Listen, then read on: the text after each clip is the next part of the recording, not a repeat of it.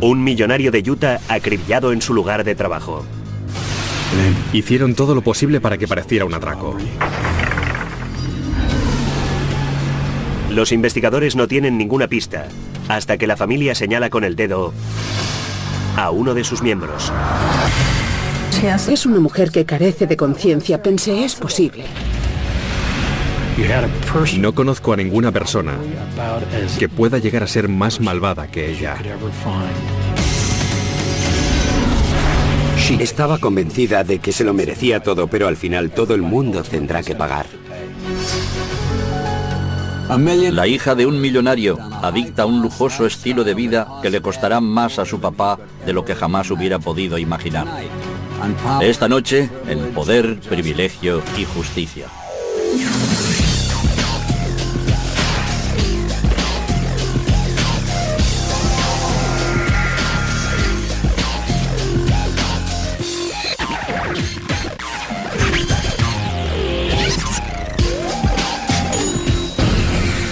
Crímenes imperfectos, ricos y famosos.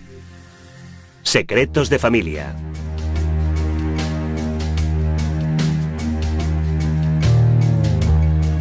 Poco después de las 7 de la mañana, en un radiante día de julio de 1978, un cliente entró en el establecimiento de recambios de automóvil Bradshaw en Salt Lake City. Esperaba ver al propietario, Franklin Bradshaw, en su puesto habitual detrás del mostrador, pero no había nadie. Intrigado, pasó al otro lado del mostrador y allí encontró a Bradshaw tumbado en el suelo, muerto. Había recibido 2 disparos.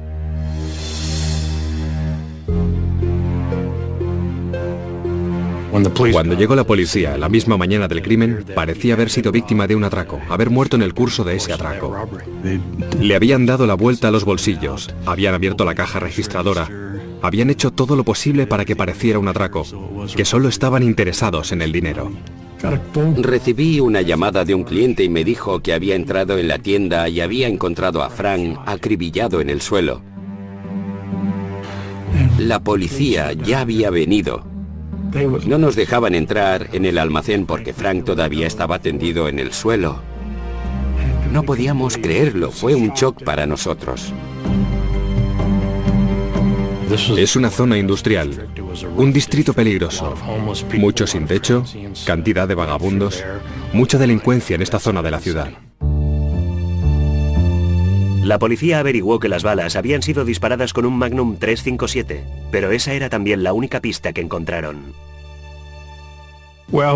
Cuando no tienes pruebas, cuando no tienes el arma homicida, y cuando se trata de un crimen que parece ser un atraco, resulta muy difícil demostrar que no lo ha sido. Pero la policía descubrió muy pronto que Franklin Bradshaw era multimillonario. Al parecer, la decisión de dirigir su imperio de piezas de recambio desde un sórdido almacén de Salt Lake City le había costado la vida. Pero su familia opinaba que quizá no se hubiera tratado de los pocos dólares que faltaban en la caja, que había otra posibilidad. Una posibilidad que involucraba a alguien de su entorno más cercano. Franklin Bradshaw era un hombre que se había hecho a sí mismo. Nacido en 1902 en un pueblito de Utah, era hijo del director del banco local. Estudió geología en la Universidad de Utah y en 1924 se casó con su novia de siempre, Berenice Jewett. En 1929, pocos meses antes del crack de la bolsa, Bradshaw obtuvo un préstamo de $1000 y abrió una tienda de piezas de recambio para automóviles en Provo, Utah. Pronto demostró sus aptitudes para el comercio al por menor. Era muy diligente. Cada vez que vendía una pieza de recambio se la entregaba al cliente sin su caja. Entonces volvía a poner la caja vacía en el estante para que su tienda pareciera estar mejor surtida. En 1931, Franklin y Berenice tenían 3 hijos, Robert, Elaine y Marilyn. Fueron tiempos duros. Cuando empecé a ir a la escuela, mi madre me hizo 5 faldas y 5 blusas. Y cada fin de semana tenía que lavarme y plancharme todas las prendas para poder ponérmelas la semana siguiente. Pero Franklin Bradshaw se había propuesto triunfar.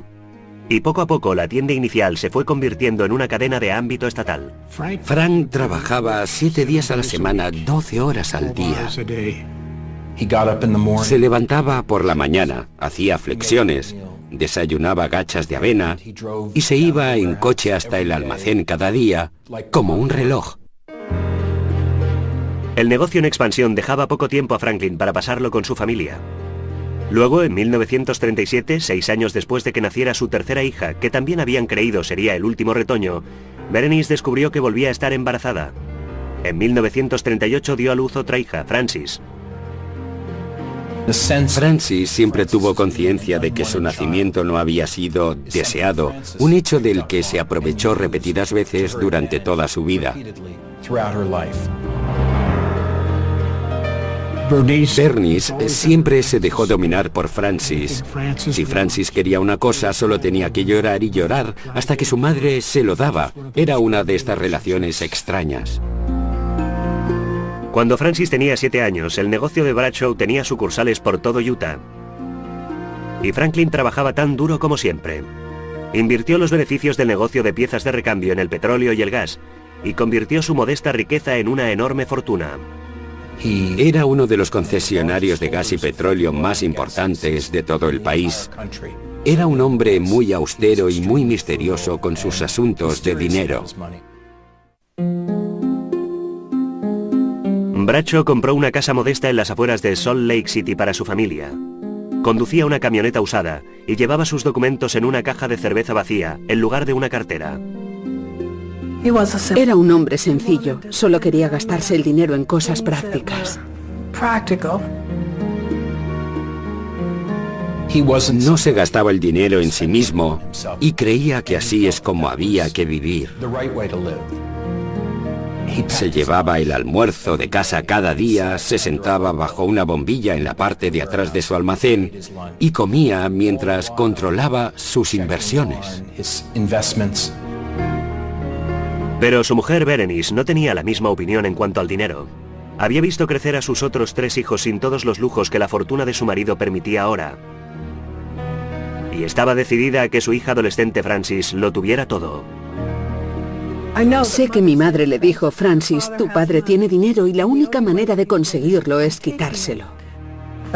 Esta filosofía se convirtió en un estilo de vida para Frances.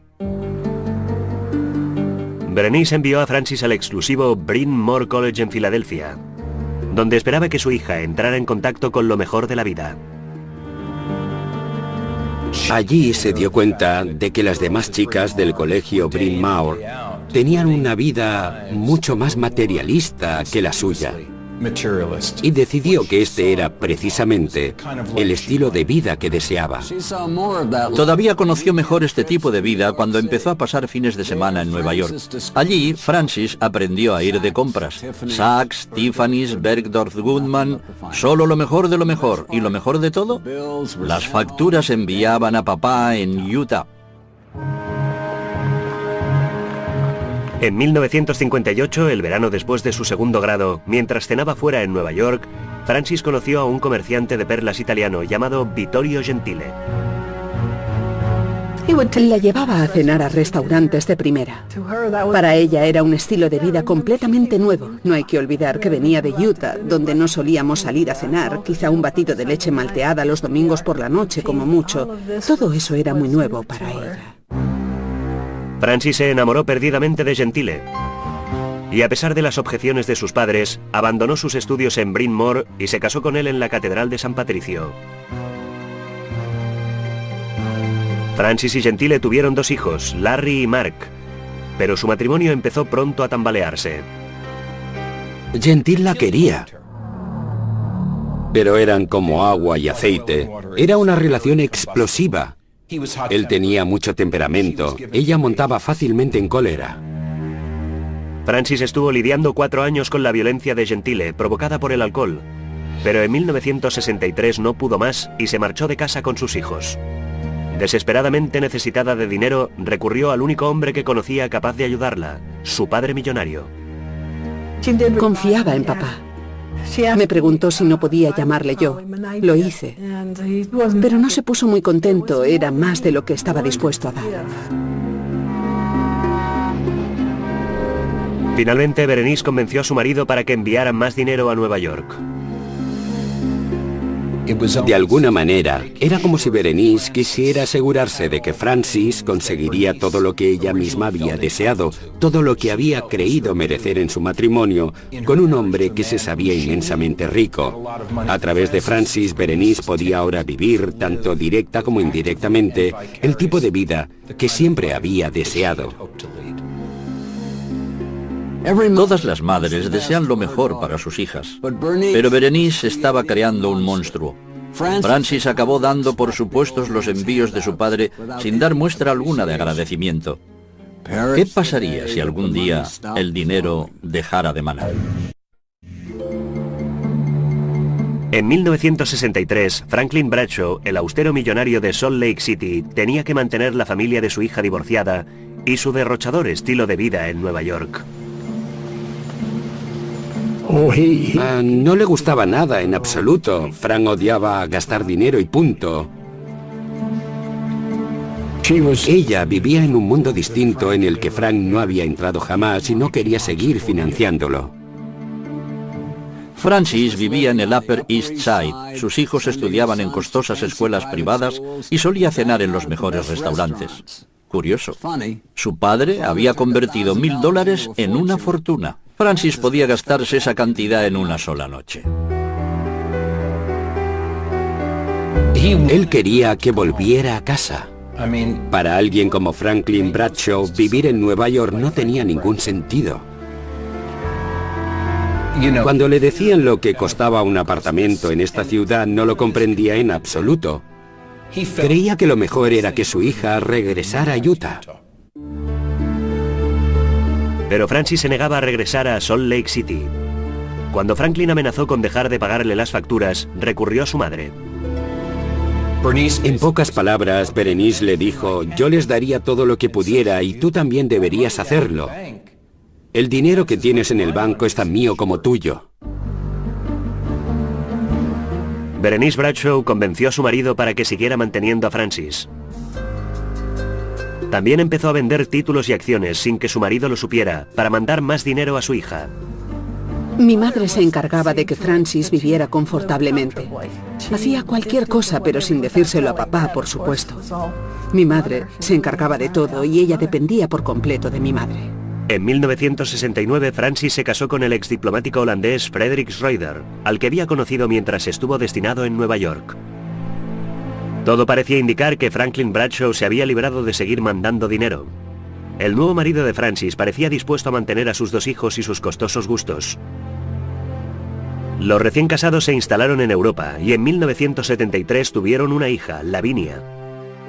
Pero el potencial de Schroeder no se materializó como esperaban. Su carrera languidecía y a menudo se encontraba sin trabajo. Para Francis resultó muy difícil de aceptar. Estaba convencida de merecérselo todo, como si tuviera un agujero en el centro de su mundo.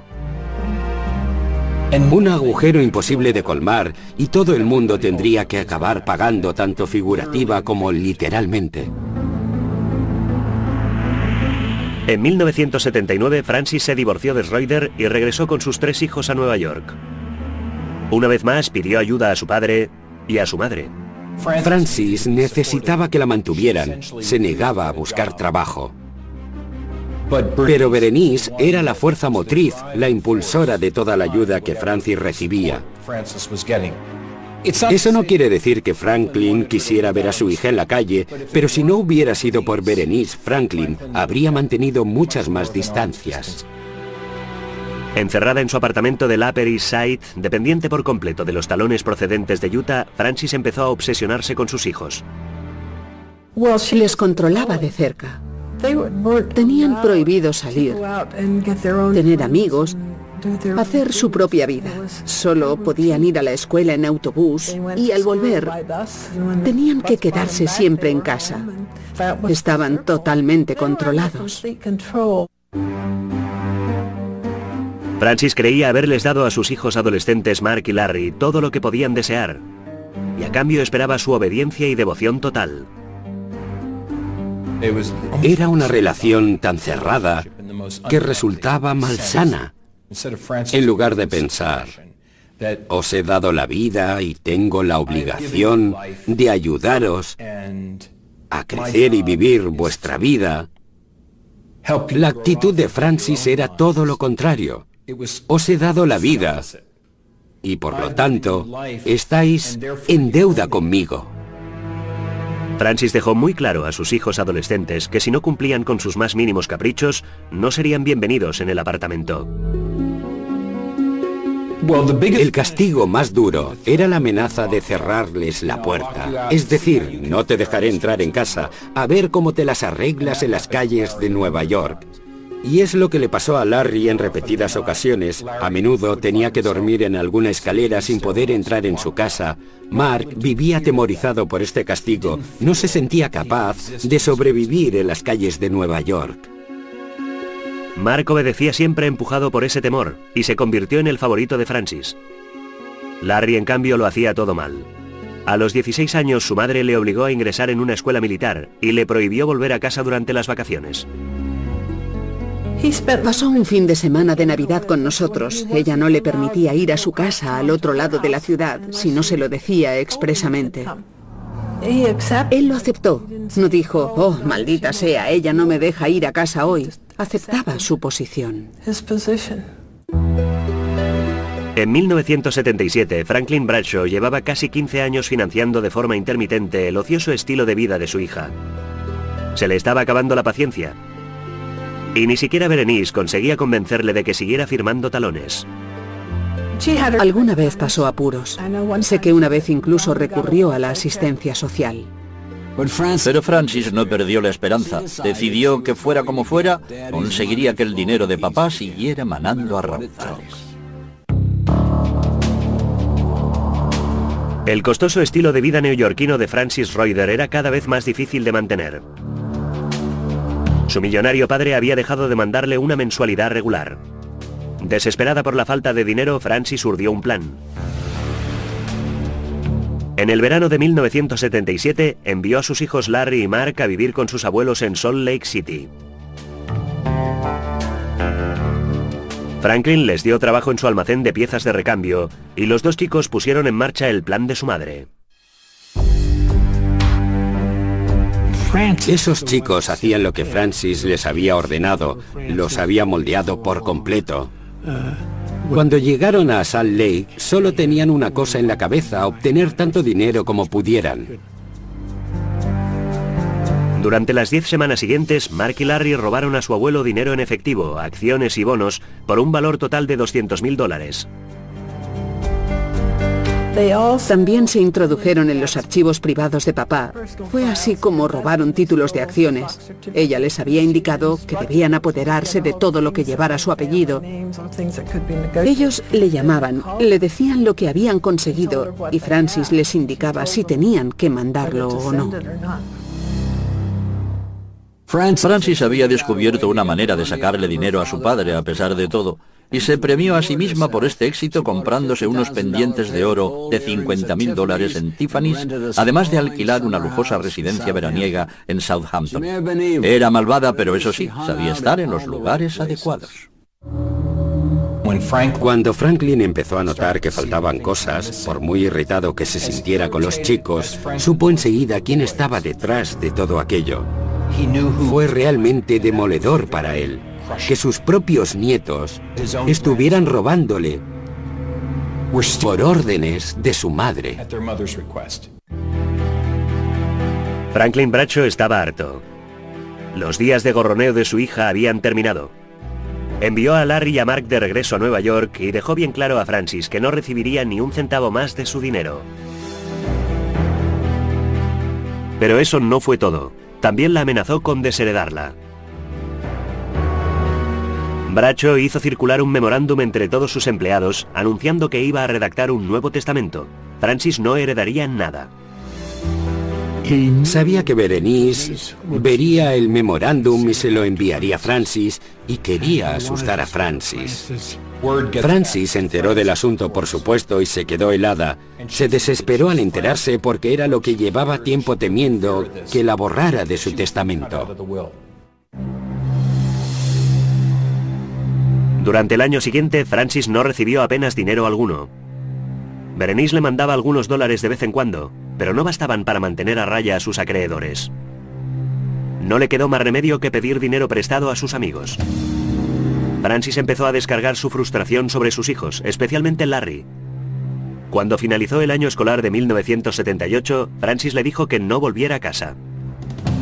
En realidad mandó a Larry al exilio. Larry se vio excluido de su casa y ansioso por entrar. Larry deseaba el amor de su madre realmente. Aquel verano, mientras Mark y Lavinia seguían viviendo con Francis en su apartamento del Upper East Side, Larry no tenía dónde ir.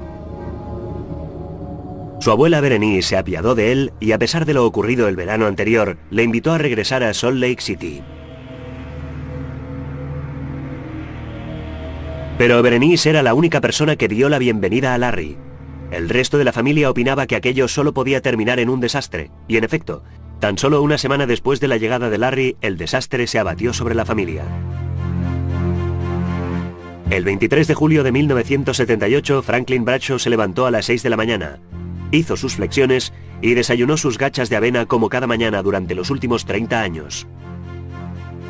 Luego se dirigió en su camioneta hacia el almacén de piezas de recambio, en el sector industrial de Salt Lake City. Poco antes de las 7, Bradshaw estaba en la parte de atrás del almacén repasando los recibos del día anterior. Sonaron 2 disparos de un Magnum 357. Bradshaw se desplomó. Su atacante le vació los bolsillos y esparció dinero y tarjetas de crédito a su alrededor. Hurgó en la caja y se marchó con tanto sigilo como había llegado. 30 minutos más tarde, un cliente entró en el almacén y descubrió la terrible escena. Cuando la policía llegó ya estaba muerto. A su alrededor había varios objetos esparcidos por el suelo. La caja registradora estaba abierta y todo parecía indicar que se había tratado de un atraco. Pero cuando las hijas mayores de Bradshaw se enteraron del asesinato, pensaron que se trataba de algo mucho más personal. Cuando me encontré con ella, Elaine dijo, creo que lo ha hecho Larry. Y yo contesté, ¿tú crees que eso es posible? Pero ya me había plantado la idea y pensé, bueno, es muy posible. Larry, que había robado a su abuelo más de $200.000 el verano anterior, parecía el sospechoso más plausible. Es obvio que no era del todo normal. Muy nervioso y no podía estarse quieto. No era más que un chico confundido. Y nosotros no podíamos creerlo. En los días posteriores al asesinato, se pasó gran parte del día en el sótano de sus abuelos. Y cuando llegaban amigos o parientes para presentar sus condolencias, Larry apenas les dirigía la mirada. Pero cuando la policía de Salt Lake City quiso saber el paradero de Larry la mañana del crimen, Berenice insistió en que estaba en casa, durmiendo. La policía había sido incapaz de recuperar el Magnum 357 ni obtener cualquier prueba física en la escena del crimen. A pesar de sus sospechas, los investigadores no tenían nada que le vinculara con la muerte de su abuelo. La coartada que le había dado su abuela era muy sólida. No teníamos gran cosa para orientar la investigación, ni ninguna prueba física importante en la escena del crimen. La investigación llegó a un punto muerto. Tenían todo tipo de pistas, pero ninguna llevaba a ninguna parte. No tenían nada para poder formular cargos en su contra. Y también había otro problema. Nadie encontraba el testamento del anciano. ¿Qué hizo entonces Francis? Presentó una demanda sobre el patrimonio de su padre y obtuvo una asignación mensual de $5.000. Todo parecía indicar que Francis volvía a remontar cabeza. Pocos meses después del asesinato del millonario Franklin Bradshaw, su hija Francis estaba en Nueva York, con una mensualidad de $5.000 procedente del patrimonio de su padre, y vivía en un apartamento de $500,000 pagado por su madre Berenice. Mamá pagaba todas las cuentas. Francis no tenía que pagar alquiler. Disponía de $5.000 al mes. Mamá se ocupaba de que viviera confortablemente. Tan confortablemente, de hecho, que cuando Francis decidió introducirse en la alta sociedad neoyorquina, pudo entregar un donativo de $350.000 para la compañía de ballet de la ciudad. Poco después, su hija Lavinia obtuvo un papel en el Cascanueces y, lo que es más, Francis entró en el prestigioso consejo directivo de la compañía de danza.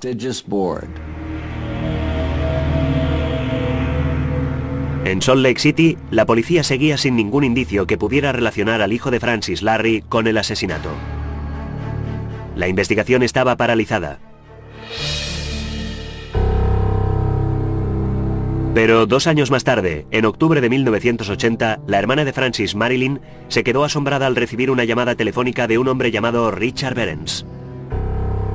Dijo, os equivocáis de culpable, no es Larry, es Mark. Y yo dije, pero era Larry el que estaba aquí. Y contestó, sí, pero Mark consiguió el revólver. Se fue a Salt Lake. Mató a tu padre y regresó a Nueva York. Lo sé, porque tengo el revólver. Behrens conocía a Francis desde hacía más de 15 años y había hecho de canguro para Mark y Larry cuando eran pequeños. Durante más de un año había estado intentando que Francis le devolviera un préstamo de $3.600. El hasta entonces leal amigo, al que Mark y Larry llamaban tío Dickie, había perdido la paciencia. Quedamos en encontrarnos en un Burger King a 2 manzanas de mi apartamento.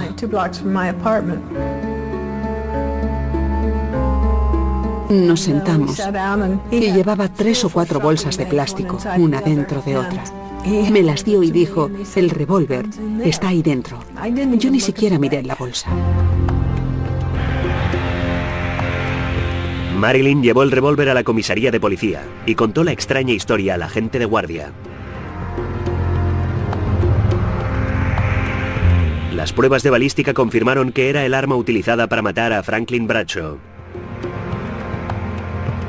Teníamos un hombre con el arma homicida, con pruebas tangibles relacionadas con la escena del crimen, que además decía que el culpable era Mark Schroeder. En aquel momento la investigación tuvo que dar un giro radical y enfocar una dirección totalmente distinta. En diciembre de 1980, Mark Schroeder fue detenido sospechoso de asesinato. Pero cuando Mark ya estaba entre rejas, Richard Behrens, la única persona que relacionaba a Mark con el crimen, cambió su historia. Francis convenció a Behrens para que cambiara la historia. Su argumento fue, si no lo haces, te acusarán de ser su cómplice. Tengo que recordarte que has guardado este revólver en tu apartamento durante más de 2 años. ¿Cómo podrás explicar eso? Sin el testimonio de Behrens, la acusación contra Mark no tenía fundamento y se retiraron todos los cargos en su contra. Pero el fiscal de Salt Lake, Ernie Jones, y el investigador Mike George no estaban dispuestos a rendirse. Cuando tienes que retroceder en el tiempo, las investigaciones suelen resultar muy difíciles. Pero en nuestra sociedad de la información cada vez se recogen más datos. Por lo tanto, lo que hay que hacer es retroceder en el tiempo y empezar a recopilar datos. Los investigadores siguieron el rastro del número de serie del arma homicida.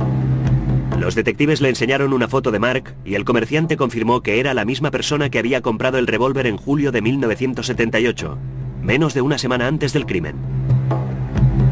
Al mismo tiempo, Mike George rebuscaba entre miles de billetes de avión, alquileres de coches y registros de taxis. Por supuesto, necesitábamos alguna prueba de la presencia de Mark en Salt Lake. Tenía que haber venido en avión o en coche. Tras una búsqueda exhaustiva, Mike George encontró por fin lo que estaba buscando. Un billete de avión desde Midland, Texas, hasta Salt Lake City, con la fecha del 22 de julio de 1978, la víspera del asesinato.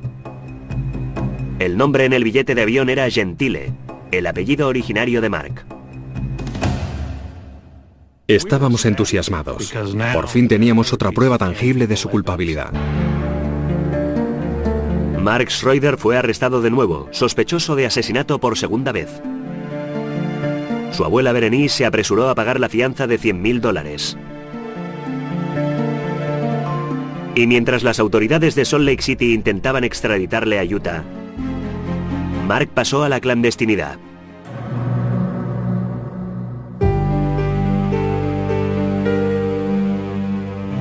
Berenice le daba dinero. Mark vivía en un hotel bajo un nombre falso con una identidad falsa. Francis le apremiaba para que saliera del país. Berenice le apremiaba para que saliera del país diciéndole: tienes que hacerlo para el bien de tu familia. Pero a fin de cuentas, le resultó inaceptable estar tan lejos de su madre. Mientras la policía de Nueva York buscaba a Mark, Ernie Jones y Mike George empezaron a reconstruir una conspiración de mayor alcance. La investigación nos había demostrado que Mark había apretado el gatillo, pero la pregunta era ¿por qué?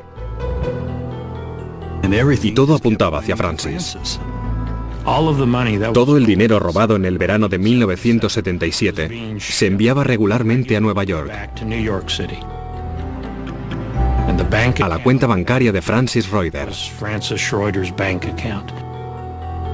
Mark podía haber cometido el asesinato, pero el cerebro detrás del crimen, la persona que lo había organizado todo, era Francis Reuter. Condenar a Mark por el asesinato de su abuelo era una cosa, pero presentar cargos contra Francis, que no parecía tener relación alguna con el revólver y estaba a miles de kilómetros en el momento del crimen, podía resultar imposible. En octubre de 1981, la policía de Nueva York localizó a Marcus Reuter cuando se dirigía hacia su casilla de correos. Fue detenido por el asesinato de su abuelo, Franklin Bradshaw, y trasladado a Utah para ser juzgado. La Fiscalía de Salt Lake sabía, sin embargo, que sin el testimonio de Richard Behrens sería muy difícil conseguir su condena.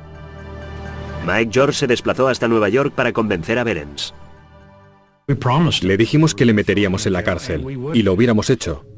Sabíamos que Richard Behrens había tenido el arma homicida, y le dijimos que si no colaboraba con nosotros, íbamos a acusarle de obstruir a la justicia. Se sintió bastante impresionado cuando la policía llamó a su puerta y decidió dar más detalles. Behrens contó a Mike George lo que los investigadores habían sospechado desde un principio. La persona que deseaba la muerte de Bradshaw era su propia hija, Francis. Entonces, Richard Behrens afirmó que Francis les había dicho que quería ver muerto a su padre. Behrens no se detuvo allí. Ese tipo era una mina de oro. Contó a los investigadores que un año antes del asesinato, Francis había pagado $5.000 a otro tipo para que fuera a Utah y matara a su padre. El tipo se quedó con el dinero, pero no cumplió el encargo. Con la colaboración de Behrens, la Fiscalía de Salt Lake podía acusar a Francis Reuter de conspiración para cometer un asesinato.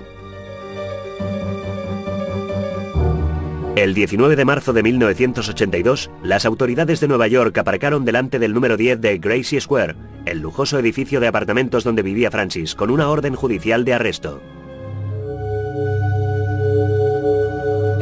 Ella le dijo a la asistenta: no les dejes entrar, no tienen derecho a entrar. Y tuvieron que entrar en el apartamento haciendo uso de la fuerza. No les dejó entrar voluntariamente. Y cuando lo hicieron, ella estaba a punto de saltar por la ventana. Tuvieron que agarrarla para que no se matara. La detención de Francis saltó a la portada de los periódicos. Pero sería Marcus Reuter el primero en ver el interior de unos juzgados.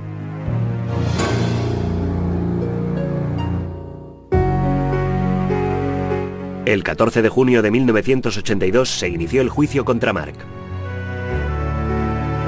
Nunca puedes estar seguro del resultado de un juicio. Al principio yo no estaba muy seguro porque Richard Behrens nos había dado dos versiones distintas de lo ocurrido. Y en mi opinión, lo mejor que teníamos, por supuesto, era el billete de avión y la pistola. O sea que en realidad no estábamos muy convencidos de la solidez de nuestra argumentación.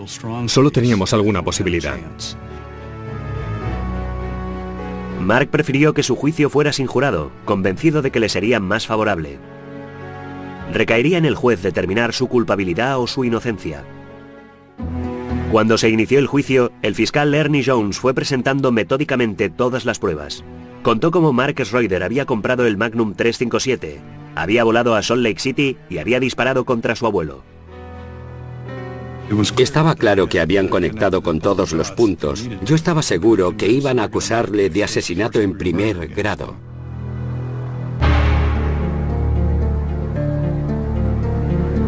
Pero el abogado defensor de Mark tenía un plan. En su alegato inicial asombró al tribunal al dar la razón a la acusación. En pocas palabras, se levantó y dijo, pues sí, chicos, tenéis razón, él lo hizo, pero este es el motivo. Según Van Damme, Mark había matado a su abuelo por una sencilla razón. Su madre le había obligado a hacerlo. Nuestra única posibilidad de atenuar su culpabilidad era demostrar la influencia ejercida por su madre. No le quedó más remedio, bajo estas circunstancias, que hacer lo que hizo. La defensa explicó que después de tantos años bajo el control de Francis, Mark estaba convencido de que no tenía otra opción que matar a su abuelo si ella le ordenaba que lo hiciera. Es una carga psicológica espantosa, matar a tiros a tu propio abuelo. Mark intentó oponerse, le pidió a su madre que no le obligara a hacerlo. Y de repente se te aparece la imagen de ese chico tan inmaduro que no quiere ir a Salt Lake City a matar a su abuelo. Y a su madre insistiendo. De repente lo ves todo como un caso de abusos mentales perpetrados por su madre. La historia de Mark causó un gran impacto en el tribunal. Tras 10 horas de deliberación, el juez James Aguaya dictaminó que Mark era culpable, pero solo de asesinato en segundo grado. El proceso contra Mark había revelado hasta qué punto estaba bajo el control de su madre y su criminal maquinación. La Fiscalía de Salt Lake City tenía la mira puesta en Francis, pero no contaba con demasiadas pruebas y Francis disponía del dinero de papá para defenderse. Con la muerte de Franklin Bradshaw, su hija Francis heredaría muchos millones de la fortuna familiar. Pero toda esta riqueza pendía ahora de un hilo. Francis se enfrentaba a un juicio por haber maquinado el asesinato, que podía acarrearle la pena capital. Hasta 2003, la pena de muerte era a veces un asunto un poco desagradable en Utah. Si Francis era condenada a muerte, debería enfrentarse a un pelotón de fusilamiento de 5 tiradores de Utah con los rifles apuntándole al corazón. El juicio podía dejar la familia Bradshaw totalmente destrozada. Las hermanas de Francis estaban dispuestas a declarar en su contra, pero Berenice seguía estando al lado de su hija. Mamá se negaba a aceptar la responsabilidad de Francis. Berenice se encargó de que Francis tuviera todo lo que necesitaba. La viuda pagaba los honorarios de los abogados afirmando que lo único que pretendía era mantener unido el resto de su familia. La fiscalía sabía que no resultaría fácil condenar a Francis. Éramos conscientes de que un jurado no la declararía culpable solo con pruebas circunstanciales. Ni el arma homicida era suya, ni se encontraba en la ciudad donde se había cometido el asesinato. En realidad solo contaba con que Richard Behrens estuviera dispuesto a declarar que Francis había organizado el asesinato. El testimonio de Mark Schroeder era la baza más fuerte de la acusación para relacionar a Francis con el asesinato. Pero era una baza muy insegura. En los 15 meses transcurridos desde que fuera declarado culpable, Mark había aceptado declarar contra su madre en más de una docena de ocasiones, pero solo para retractarse cada vez. Mark no quería hacerlo. Nadie creía que tuviera la fuerza necesaria para presentarse ante el tribunal, sentarse en el estrado y declarar contra su madre que le estaría mirando.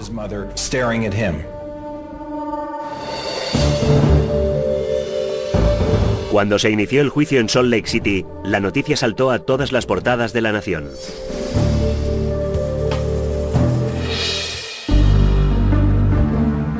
En la sala del tribunal, Ernie Jones presentó las alegaciones de la acusación ante el jurado. Francis Schroeder había ordenado el asesinato de su millonario padre por un sencillo motivo: el dinero. Pero sin el testimonio de Mark, la fiscalía no estaba segura de que sus argumentos fueran suficientes. Mark era su único argumento. Lo era de veras. Sin Mark, no creo que el caso hubiera siquiera llegado al jurado. Ernie Jones dio una última oportunidad a Mark. Le llevamos a la sala del tribunal, sin la presencia del jurado, y nos indicó que estaba dispuesto a declarar.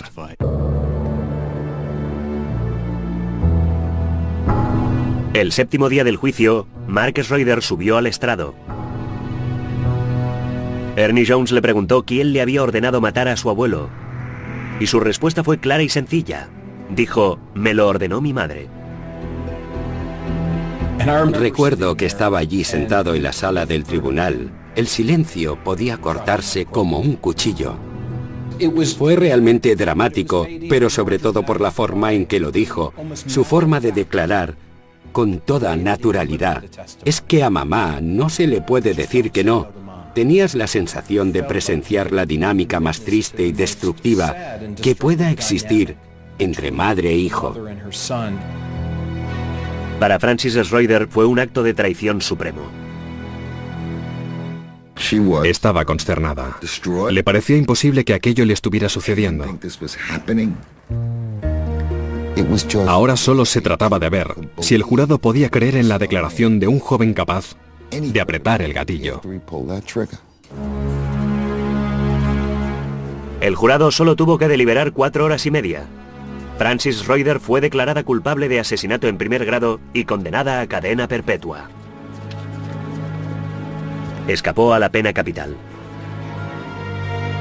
Mark Schroeder pasó 11 años en la cárcel antes de salir en libertad condicional en 1994. Francis Schroeder cumplió 13 años de su cadena perpetua en la cárcel. Salió en 1996.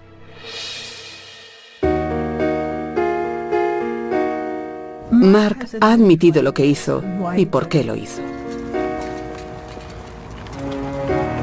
Pero Francis creo que no se siente en absoluto responsable por el asesinato de papá. Fue una tragedia familiar terrible. Un nieto que asesinaba a su abuelo por órdenes de su madre. Tenía todos los elementos para poner de relieve lo peor de la naturaleza humana. Francis Schroeder es seguramente la persona más malvada que podamos encontrar en el ámbito delictivo americano. Pasó 13 años en la cárcel, pero debería haber permanecido allí el resto de su vida.